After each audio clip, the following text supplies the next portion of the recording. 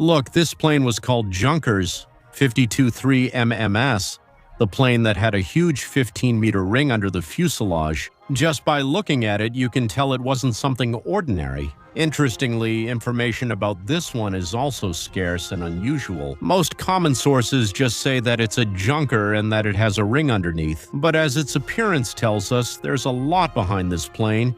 And today you'll learn everything about it, including the extremely dangerous job it performed. How could a plane carry this huge ring?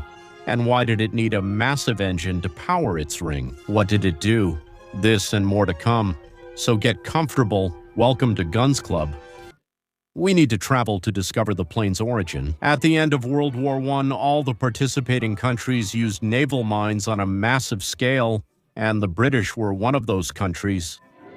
The British and Americans depended on supplies sent across the Atlantic, produced in American factories. That's why both nations created a colossal mine barrier called the North Sea Mine Barrage. They dropped many Mark VI mines in the English Channel and, of course, in the North Sea, creating a strong naval defense with more than 170,000 mines.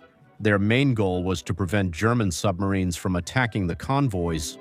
Most of these mines were necessary, and after the conflict ended, the process of destroying these mines began. And what the dredgers found was quite curious. 67 of the mines simply weren't there. And even in the case of shallower waters, 72% of the mines were reported missing. It wasn't because they destroyed ships, it was due to ineffectiveness. The British mines were advanced for their time.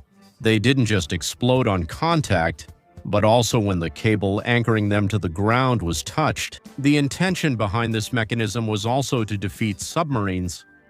However, the sea is unpredictable, and when it became turbulent, it would move the cables, detonating some of the mines. This ineffectiveness pushed the British to develop magnetic mines, so they wouldn't have to rely on contact. The first successful British magnetic mine was the M Mark I type, which had a formidable charge of 227 kilogui of trinitrotoluene.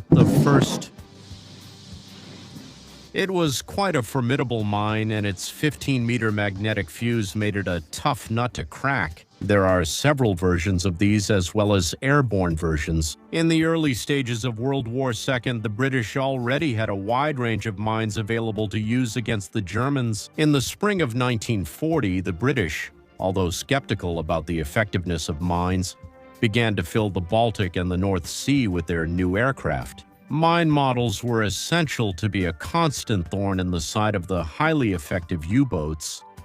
As in the First World War, they were harassing American supply ships. The mine warfare began right in the Kaiser Wilhelm Canal, Germany, in the early morning of May 14, 1940. At that moment, a Royal Air Force plane flew by and dropped a mine right into a nearby pond. The mine was spotted by the Germans, it was deactivated by a sailor, and it was taken intact to the mine command. The Air Force was deactivated. The Germans from this mine discovered something curious. The British mines worked by induction. This meant that the mines had a magnetic field of their own. This one did nothing. But when a large enough metallic object moved next to it, it caused an electric current by induction, and this electric current triggered the fuse. Another very important thing they discovered is that the mine had a 6-second delay before detonating. Another quite important fact. Through this investigation, the Germans managed to develop a bold way to destroy the mines en masse. And that's how the Junkers, 52 Mine and Such, or Magnetsch Puller, were born.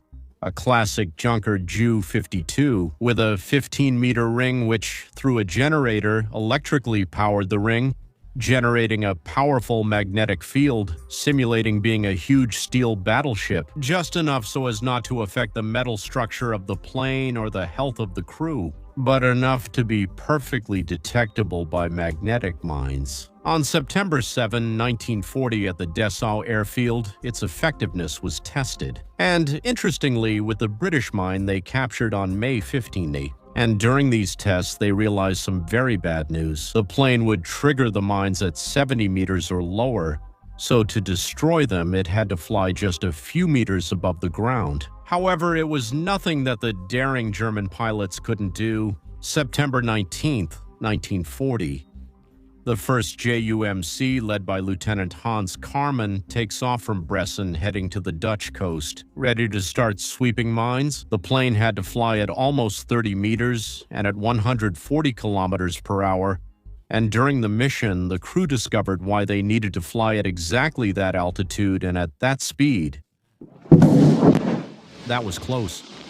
The 6-second delay that the British set on the mines so they would always detonate in vital areas of the ships was, ironically, what made it possible to destroy them with the JUMC, although, as the German scientists managed to foresee, the danger of the demining operations was enormous, causing the planes to pass over the sections by only a few meters. But despite this, it was possible to clear mines as long as the plane had fuel. The operations were so successful that by the end of 1941, Karman was promoted to captain and was put in charge of the newly created Minenso Grota Group, which consisted of a huge fleet of 100 junkers, 52 MNs that carried out missions together.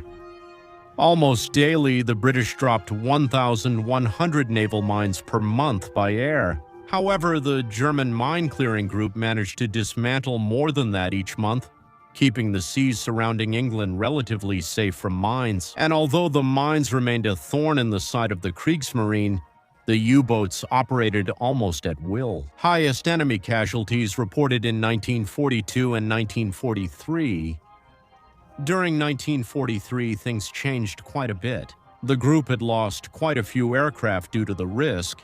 The minesweeping had moved out to sea, and because of damage sustained when detonating the mines, the Allies upgraded mines with advanced instruments like acoustic or paired magnetic devices, making the magnetic field alone no longer enough to detonate them. By the end of 1943, the war on the Eastern Front was getting quite tough, and the Luftwaffe was desperate for transport planes, so little by little they left the group without any aircraft to operate until it disappeared completely.